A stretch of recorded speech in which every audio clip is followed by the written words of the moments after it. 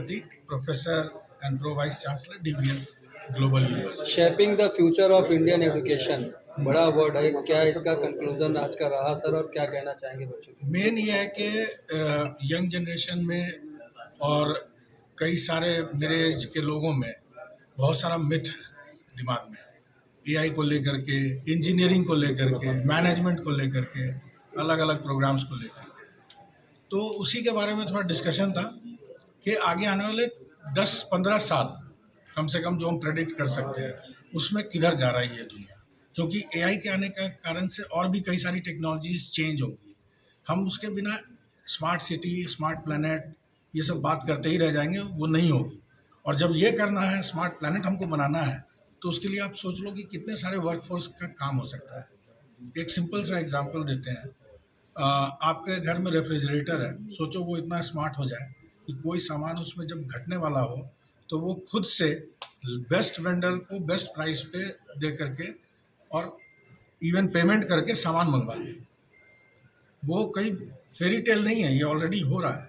अब ऐसा सोचो कि अगर इस टाइप के इक्विपमेंट्स होंगे जो आपके पैर के जूते आपके हिसाब से बना करके देंगे एंड टू एंड, बिना ह्यूमन इंटरवेंशन के, तो क्या होगा कि आदमी का जो काम करने का तरीका है वो चेंज होगा। पहले स्टीम इंजन आया तो आदमी का काम करने का तरीका अलग था, फिर मैकेनिकल इलेक्ट्रिकल इंजन आया तो तरीका चेंज हुआ, फिर कंप्यूटर आया, तरीका और चेंज हुआ। उसी तरीके से एआई के आने से तरीका चेंज होगा। इस घोड़े पे आपको सवार होना होगा। जो कंप्यूटर के टाइम पे कंप्यूटर को नहीं साध पाए तो वो भी जॉब से निकले, लेकिन उसके बाद लाइफस्टाइल चेंज हुई जी। तो भगवान ने हमें बनाया है प्रकृति को एंजॉय करने के लिए, वो हम करेंगे और हमारे बदले मशीनें काम करेंगे। Thank you sir. ओके, सो ये कौन से बच्चे हैं? ये 12th है, 11th है, 10th है, क्या है? How many have finished 12th exams? हाँ, अब बिना डरे हाथ उठा सकते हैं, कोई प्रॉब्लम नहीं है, it's okay. And how many have entered 12th? अभी कौन अभी 12th में गए हैं?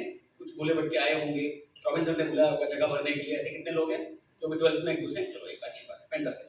Okay, so I have some questions for you. Transparent हो, आजकल ग्रुप में सब बता देता है। करूँगा बिकॉज मेरे साथ मेरे बाद और भी दो स्पीकर्स हैं, और इससे पहले कि रॉबिन मुझे बड़े प्यार से एफओ कह के निकाले, मैं जल्दी से अपना टॉक खत्म करना चाहूँगा। Okay, now my first question to you, ये कुछ नाम है आपके सामने। सेकंड देखिएगा, इसमें there is a name, FLAME University में है, ये चेन्नई से 90 किलोमीटर दूर है, इटली सामने, आंध्र प्रदेश में। चलो अच्छी बात है, हुआ करता था, लेकिन फिर 25-30 साल बम्बई में रह के obviously English became more important then Hindi, but that's how it is. लेकिन आपको बता दूं, आप तो फिर भी बनारस के पले बड़े हो, मैं तो एक ऐसे गांव में पैदा हुआ था जहाँ बिजली भी नहीं थी। So I was born in a village in Bengal, West Bengal, there was no electricity. हमारी मैडम भी बंगाल से ही है। अब हम 8-10 साल थे, और फिर जब हम 4वीं-5वीं कक्षा तक पहुँचे। सर, धुरंधर सीजन 26 काफ़ी सराहनीय रहा बच्चों के लिए, वो क्या कंक्लूजन पे आए सब लोग, और क्या कहना चाहेंगे आज के? देखिए सर, सबसे पहले तो आपको समझना है, इंडिया में 50,000 कॉलेजेस हैं, 1,000 यूनिवर्सिटीज़ हैं, 15 लाख स्कूल्स हैं। मैं प्राइवेट सेक्टर की बात कर रहा हूँ, स्कूलों में मतलब 4 से 5 करोड़ बच्चे तो केवल हमारे कॉलेजेस में ही पढ़ रहे हैं। इसमें मैं स्कूल की गिनती नहीं ले रहा हूँ। बहुत बड़ा मतलब इतना तो देशों की आबादी नहीं होती जितने हमारे यहाँ बच्चे कॉलेज में पढ़ रहे हैं। तो इंडिया का सबसे बड़ा प्रॉब्लम मैं समझूंगा इसको, कोविड-19 या करप्शन या गरीबी, हमारा सबसे बड़ा प्रॉब्लम है करियर कन्फ्यूजन। स्टूडेंट्स तो छोड़िए, बड़े बड़े कंपनीज के सीईओस, बिकॉज मेरा ऑलमोस्ट एवरीडे किसी ना किसी से मुलाकात होती रहती है। आप आज एक बड़े कंपनी के सीईओ को बोलो जो साल में करोड़ों कमाता है, अमिताभ बच्चन के साथ नाश्ता करता है, मोदी साहब को महीने में एक बार मिलता है, उसको बोलो कि आप अपने आप को अगले 5 साल बाद कहाँ देख पाते हो, वो नहीं बता पाएगा। बिकॉज मोस्ट ऑफ देम बचपन में शायर बनना चाहते थे, पापा ने थप्पड़ मार दिया, बीटेक करवा लिया, कोई गर्लफ्रेंड के प्यार में बीटेक कर रहा है कोई। तो ये करियर कन्फ्यूजन जिसको बोलते हैं, ये हमारे देश की सबसे बड़ी समस्या है। सर, आज के स्टूडेंट्स के बीच में एंटरप्रेन्योर्स, पता नहीं, जो फैशन है ये हम ही ने बनाया, मतलब आपने, मैंने, हम सब ने मिला के बनाया है। इंडिया एंटरप्रेन्योरशिप में ऑनेस्टली बहुत पीछे है दुनिया से। हम चाइना से 200 साल पीछे, जबकि 40 साल पहले चाइना हमसे पीछे था। अमेरिका तो पता नहीं कितने हज़ार साल आगे जा चुका है।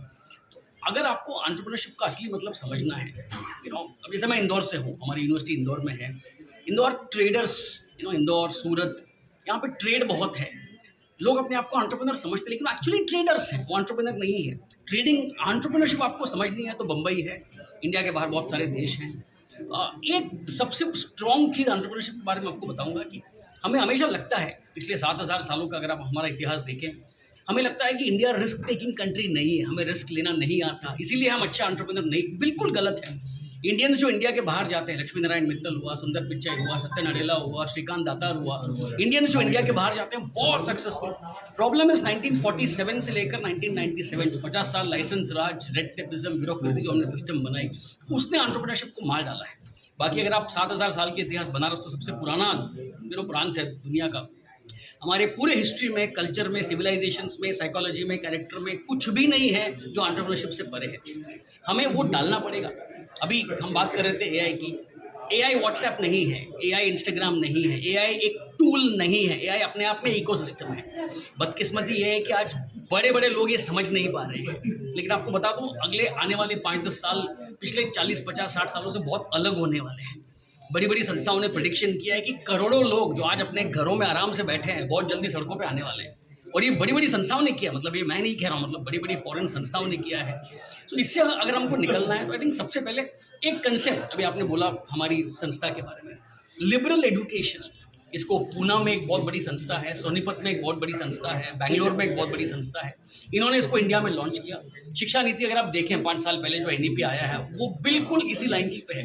इंडिया में बहुत सारी प्राइवेट संस्थाएं 15-20 साल से इसके बारे में बात कर रही है, अभी तो उसको मोदी साहब ने भी थप्पा दे दिया है। लिबरल एजुकेशन में क्या होता है, 12वीं के बच्चे को अगर आप बोलते हो कि भाई बीटेक, बीकॉम, बीएससी, लॉ, ये सवाल ही गलत है, ये सवाल ही गलत है। लिबरल एजुकेशन में क्या होता है, पहले के जो 6-7-8 महीने होते हैं, ग्रेजुएशन के जो पहले 7-8 महीने होते हैं, इसमें हर बच्चा कम से कम 70-80 सब्जेक्ट से वाकिफ होता है, उसको बहुत कुछ पढ़ाया जाता है। बीटेक के साथ साइकोलॉजी, लॉ के साथ इकोनॉमिक्स, पब्लिक पॉलिसी के साथ म्यूजिक, थिएटर, डांस, ड्रामा, एक कॉमन सेमेस्टर या कॉमन ईयर दिया जाता है पहला साल। बच्चा सब कुछ पढ़ता है, फिर वो डिसाइड करता है 8-9 महीने बाद डिसाइड करता है कि मेरा मेजर बीटेक होगा, मेरा मेजर बीबीए होगा। पहले दिन से डिसाइड करना वो सवाल ही गलत है, बिकॉज 90%, 99% बच्चे गलत चुनते हैं पेरेंट्स के प्रेशर में। टाइम हाँ हाँ बिल्कुल।